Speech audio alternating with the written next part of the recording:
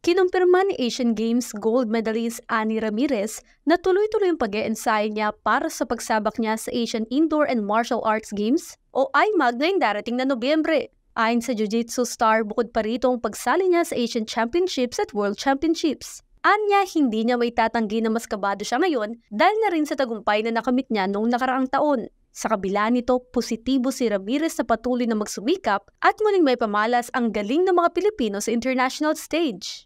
Mas kabado kasi after Asian Games, mas maraming expectation, maraming nilulook forward yung mga tao sa amin in the future competition, di ba? Of course, the IMAG, magde-depend kami ng title ni Maggie, so mas nakakaba siya actually. The more na mas nananalo ka, for me mas nakakaba kasi yung expectation sa'yo ng tao, mas tumataas. Muli rin nagpasalamat si Ramirez na isa siya sa kinilala ng First Women in Sports Awards noong nakaraang buwan. Bernadette Pinoy para sa Pambansang TV sa Bagong Pilipinas.